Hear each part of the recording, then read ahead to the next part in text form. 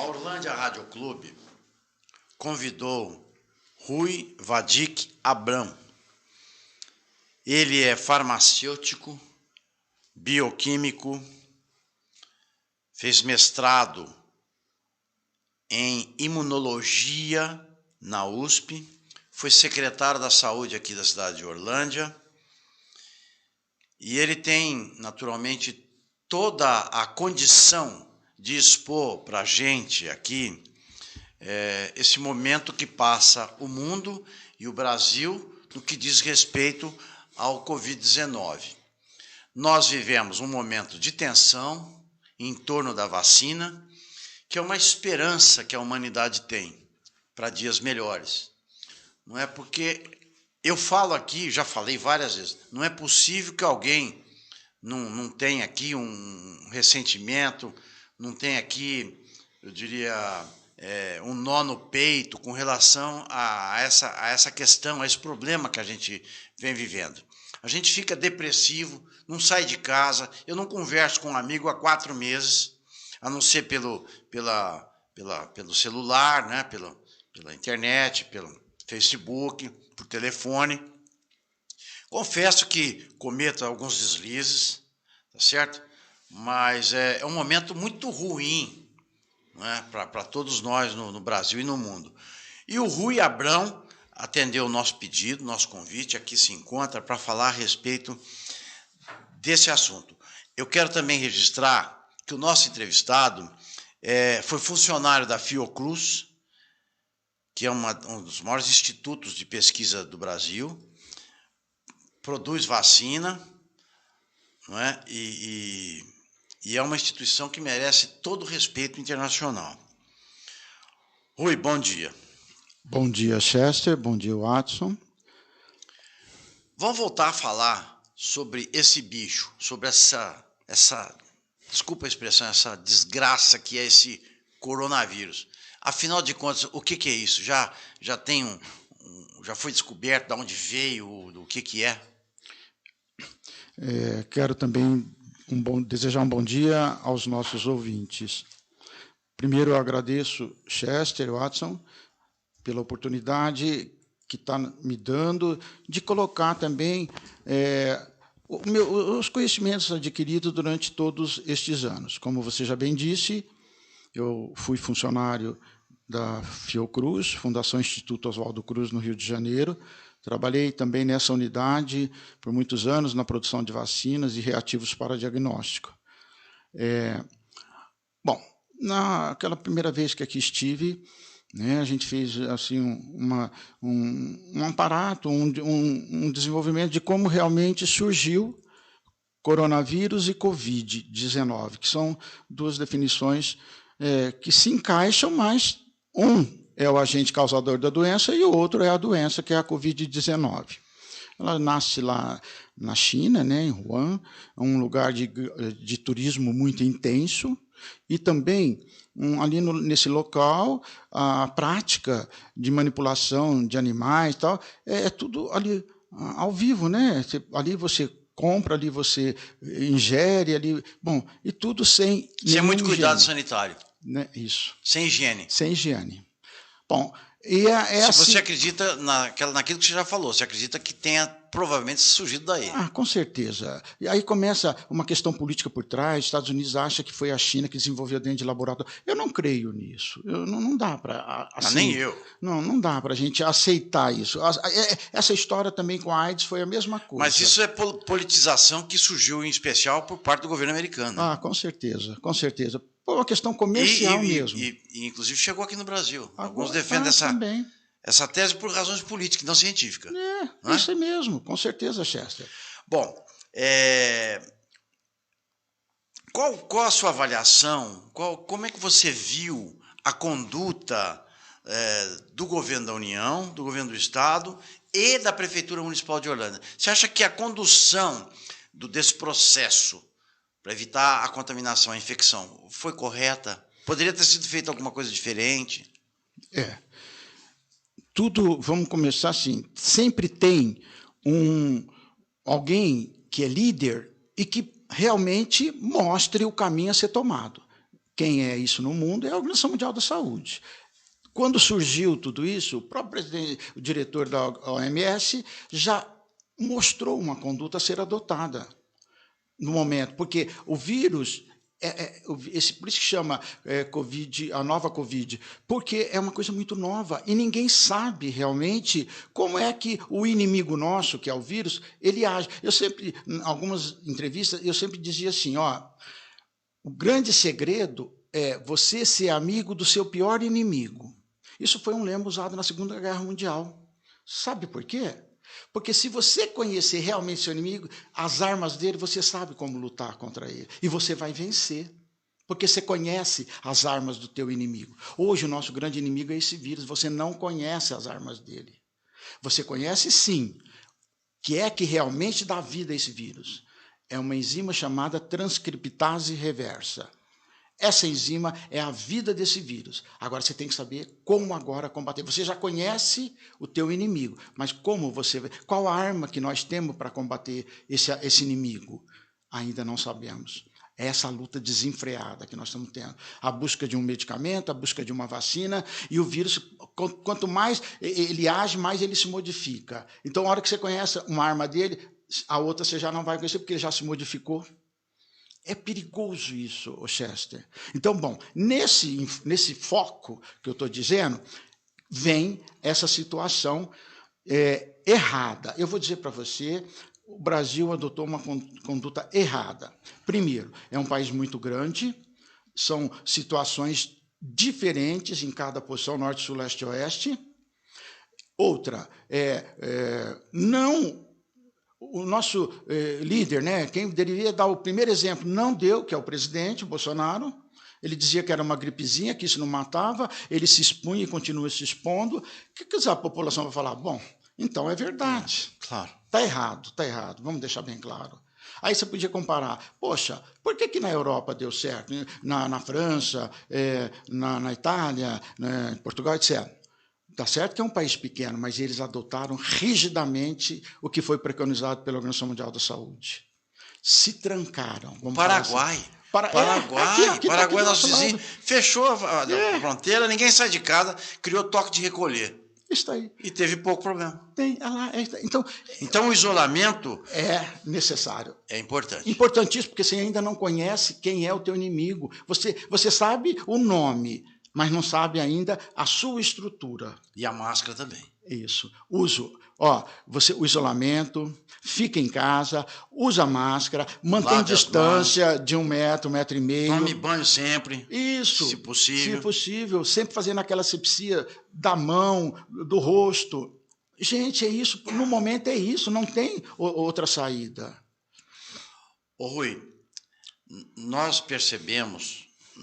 eu pobre mortal, ignorante na ciência como eu, de que aparentemente o vírus ataca mais uns que outros. Né? O vírus é o mesmo vírus faz um mal danado para alguns, mata alguns.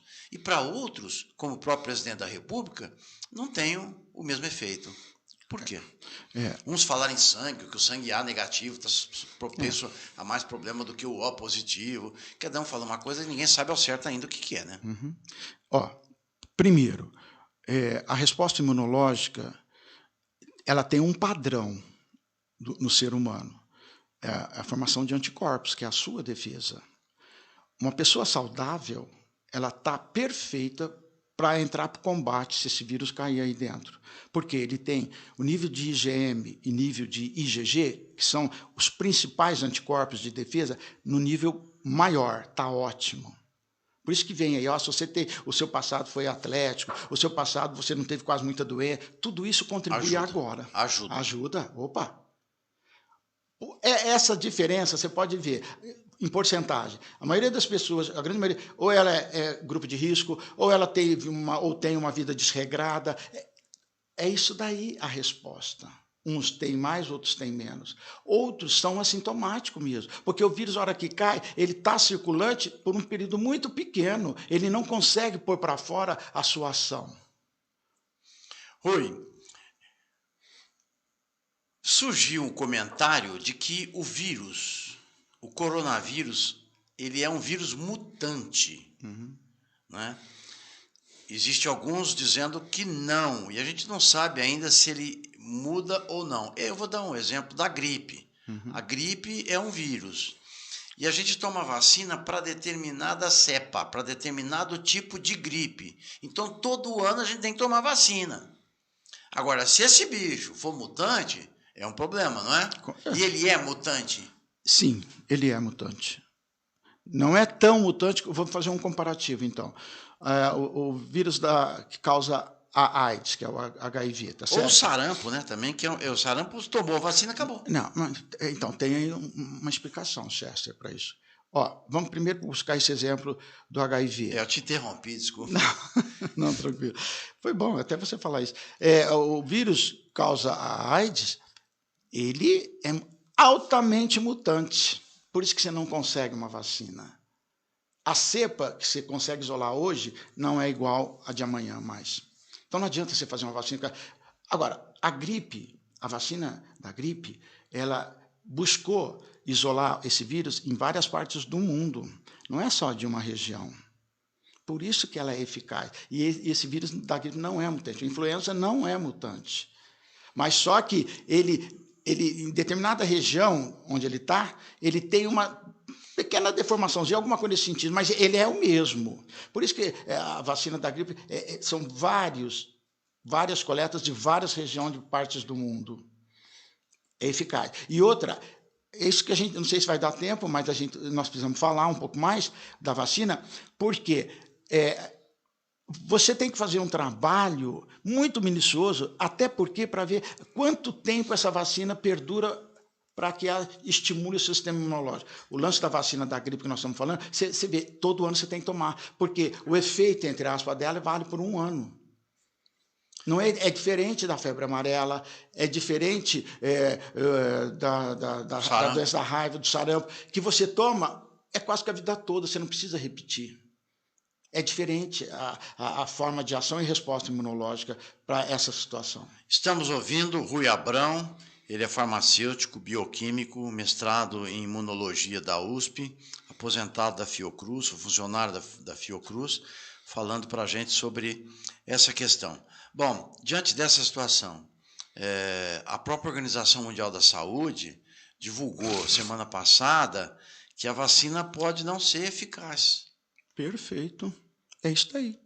E não pode mesmo. Sabe por quê? Eu tenho uma experiência em produção de vacina por Biomanguinhos, né, na Fiocruz, onde eu trabalhei. Olha, as vacinas hoje tem mais de 130 trabalhos, estudos em andamento de produção de vacina, mas até agora 4 a 6 que realmente já estão na última fase de teste. Essa vacina está sendo produzida a toque de caixa, por causa do desespero, porque parece que a população vai ser dizimada, vai morrer todo mundo. Se não tomar cuidado, vai mesmo. Então, há o desespero na busca de uma vacina. Mas temos que lembrar uma coisa, Chester. Tem diferença, vacina e medicamento. Vacina não é curativa, ela é preventiva. Medicamento é curativo. Então, não adianta o doente tomar vacina que não vai resolver, porque ele já está doente. A vacina vem no sentido de prevenir uma doença. Neste caso, estamos falando aqui do Covid. O que busca é uma forma de você prevenir aqueles que ainda não tiveram a doença, para que estanque a propagação. Porque os que estão doentes, a vacina não vai resolver, porque ele já está doente. Aí que está a busca de um medicamento agora, para agir em quem já está com a Covid. Existe algum medicamento para a Covid-19? Porque tem muita gente, principalmente aqui no Brasil, por razões do próprio presidente, defendendo a cloroquina, hidroxicloroquina e, mais recentemente, agora, a ivermectina, né, como tratamento da doença. A minha opinião, eu não confio nisso.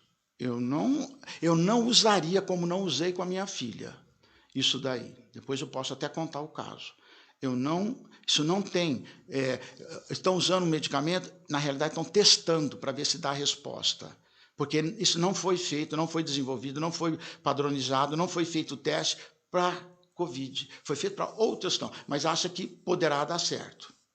Não, para mim, não dá certo isso, Chester. Bom, nós estamos ouvindo o Rui Abrão, ele é bioquímico, mestrado em imunologia, falando sobre Covid-19. Rui, você teve uma filha, a Camila, que teve coronavírus. Qual foi o procedimento? Você procurou algum médico? Então, O que você aplicou a ela? O que você deu a ela? Tá bom. Isso mesmo. Obrigado aí pela oportunidade de contar essa grande experiência que eu tive. Isso assim, eu usei a minha filha realmente, foi uma ação perigosa, vamos falar assim, mas eu sabia o que iria acontecer, por causa de tudo isso que nós estamos falando até agora. Eu me envolvi muito nessa situação do Covid. Eu estudei ela muito. sabe onde ela pegou a doença? Provavelmente, saberia dizer. Fora de Orlândia? Ela mora em São Paulo. A Camila mora em São Paulo. A Bernadette, graças a Deus, estava lá naquela hora. Foi assim, quer ver? Há uns 2 meses atrás, uma tarde, para anoitecer, ela me liga desesperada, dizendo, pai, o que está acontecendo comigo? Eu não consigo engolir, parece ter uma bola na minha garganta, eu não consigo respirar direito, a minha temperatura está 38 e tanto, uma dor de cabeça imensa, pai, que acho que eu vou morrer. Imagina, eu estou a 360 quilômetros. Oh, imagina, uma filha liga desesperada falando isso, mas eu falei, é Covid, pensei. Eu a acalmei, falei, não entre em desespero que não vai resolver, vai piorar. Mas você vai fazer o que eu vou pedir. Chamei a Bernadette e falei assim, não leva ela nem para a UPA e nem para o hospital, porque se ela entrar ali, ela não sai. Quem vai, agora eu vou pedir para ela seguir a minha conduta. Mas anteriormente, porque tem medicamento aí nessa relação que ela usou, que tem que ter receita médica, tá? Mas eu já tinha enviado esses medicamentos, deixei lá, assim, já imaginava que um dia pudesse acontecer. Porque está exposto todo mundo. Aí eu falei, filha, é o seguinte, agora, nesse exato momento, pega aquele medicamento A e aquele medicamento B. Se você não conseguir engolir, você vai amassar, se dá um jeito. Arrebenta isso e engula. Pega a sua máscara. Que medicamento é esse, Rui? Aí eu vou me reservar um pouquinho, Chester, por enquanto. Pois não, continua. Eu pedi para ela usar aquela máscara de aerossol que ela tem. Agora, só com soro fisiológico, você tem que forçar a abrir o teu pulmão. Porque nessa fase que ela já estava bloqueando o que nós chamamos de hematose, que é aquela troca gasosa de CO2 pelo O2. Por isso que você vai ficando asfixiado. Seu pulmão já está totalmente tomado pelo vírus, ele vai se fechando e você não tem essa troca. Não tendo a troca, o sangue vai ficando intoxicado pelo CO2 e a circulação vai ficando dificultosa e o medicamento não chega até o local. Você tem que abrir o pulmão. Por isso que eles usam esses ventiladores aí em hospital. Mas eu falei, usa a sua máscara. E assim foi, certo? Tomou o medicamento agora, daqui mais 6 horas ela tomou o outro. Foram 3 medicamentos que eu usei, tá? Que ela tinha lá. E foi assim no procedimento. Na minha expectativa, eu falei, em 48 horas eu preciso de uma resposta. E assim foi. Ela tomou, na meia-noite, ela conseguiu dormir um pouco, na meia-noite ela acordou falando que estava muito suada, e eu não sei, ainda acho que eu não melhorei. Eu falei, tira a temperatura. Tirou, já caiu para 37,4. Falei, bom, ótimo, já está respondendo. Bom, Chester, encurtando bem a conversa, em 48 horas ela já dizia que estava melhor. A minha expectativa era em 5 dias. No 5º dia, seguindo, falou, pai, eu não sinto mais nada. Não sinto dor, não sinto... Estou ótima. Falei, muito bem. Esperei 12 dias, pedi, agora você vai fazer o teste. Vai num laboratório de respeito, que é o Del Boni, e faça IgM e IgG. Eu já sabia, se der IgM negativa e IgG positiva, foi Covid. E deu isso mesmo. Então, ela teve a Covid. E daqui, graças a Deus, e teve mais 2 outras pessoas que depois me procuraram e eu usei o mesmo procedimento. Não é nada disso que estão preconizando aí, viu, Chester? Estamos ouvindo o Rui Abrão falando sobre Covid-19. Ele foi secretário da Saúde aqui de Orlândia, farmacêutico, bioquímico e mestre em imunologia. Rui, qual o estado ou qual a cidade que atuou melhor no combate ao Covid-19? Se é que existe alguma. Então, essa é a pergunta. Se é que existe. Tem uma cidade aqui de Minas, no interior, eu não vou me lembrar o nome agora, mas eu acompanhei bem a reportagem, ela praticamente não teve. É uma cidade aqui perto de Franca? É uma cidade pequenininha. Isso mesmo, é uma cidade pequena. Não teve nenhum caso? Nem teve. Mas usou exatamente o que a Organização Mundial preconiza. Ficou em casa, evitou contato, e era isso. A cidade não teve contato de uma pessoa com outra. Ela ficou isolada, é ficou isso? isolado, o que aconteceu, por exemplo, lá na Espanha, que o negócio desenfreou de uma vez, mas aí eles fecharam tudo. Você obedeceu. Lógico que você tem que ir à farmácia, você tem que ir ao supermercado. Bom, mas até aí tudo bem, mas você usa da orientação. Distância, máscara. Não vai, o vírus não vai conseguir entrar dentro de você. Não tem jeito se você fizer isso. Rui, e o teste? A Prefeitura de Orlândia, por exemplo, adquiriu, ou vai adquirir, eu não sei qual a situação, mas a de Morro Agudo acabou de adquirir também essa segunda-feira. O teste ajuda a orientar os agentes sanitários, os médicos, a Secretaria da Saúde? Olha, isso tem que ser adotado 100%, se vamos pensar. Mas é impossível, numa população de 200 milhões de habitantes, que é o Brasil, 200 ou mais, como é que você vai fazer isso daí? E outra, infelizmente, tem aquela pessoa de má índole que aproveita o dinheiro para comprar o teste, já desvia, já leva... Quer dizer, contribui para não dar certo. Contribui para não dar certo. Mas o teste é importante, Chester. É muito importante. Fala na volta da doença. Numa segunda fase, isso é fato, isso vai acontecer? Não entendi. Segunda fase? Diz que a doença vai voltar, está voltando em algumas regiões do planeta, o que eles chamam de segunda fase. Isso. Tá. Isso vai acontecer? Vai enquanto o que nós já falamos, não tiver uma vacina eficaz e um medicamento realmente que cure. Volta, porque a população ela cresce, tem aquele que ainda não pegou, que se não cuidar daquele que tem, vai passar. É uma coisa cíclica isso. Volta, Chester, volta. Algumas pessoas saudáveis estão tomando ivermectina, que é um vermífugo. É um vermífugo isso, é um vermífugo antigo, inclusive, muito antigo. Isso mesmo. Ele é eficaz para verme, né? Muito eficaz para verme. Mas estão tomando para evitar o Covid-19. Tem algum fundamento científico esse negócio? Eu gostaria de entender, talvez ainda eu preciso me informar mais. Como a ação de um vermífugo, ele é uma ação local, no intestino, para o verme que está lá. Ele não entra dentro da corrente circulatória. Até onde eu saiba, é assim que age um vermífugo, tá? Como é que ele vai agir no vírus, se o vírus está dentro aqui, está instalado ali perto do pulmão, etc. Eu não sei como esse medicamento vai chegar até ali. Me desculpa. Você acha que não tem eficácia? Não, é aprovado até, né, Chester? Estão usando assim, porque estão buscando saídas. A ivermectina está sendo usada, como eu saiba, só aqui no Brasil, porque em outra parte do mundo eu não ouvi falar disso ainda, não. Bom, para fechar a questão, a nossa esperança é a vacina, tá Isso. certo? O que é a vacina? Como é que surgiu a vacina? Boa, nossa, importantíssima a sua questão. A vacina surgiu, a primeira vacina foi... antes de mais nada, eu gostaria de deixar claro assim, o que é a ciência? Ciência, para mim, é a somatória de conhecimentos. Hoje, o que você está fazendo, você não vai repetir o que se fez há 200 anos atrás para tentar provar que está... Não. Então, você acredita no que foi feito e você vai procurando melhorar aquela situação para obter algo melhor. Para mim, isso é ciência. A primeira vacina surgiu por volta de 1749, foi um médico inglês, Dr. James, parece que era o nome.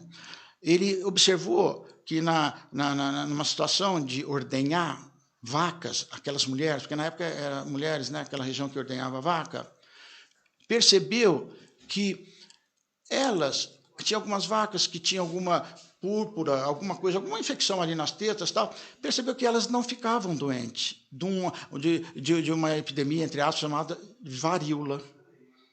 E ele observou aquilo, achou estranho, mas por que esse grupo não tem e os outros têm?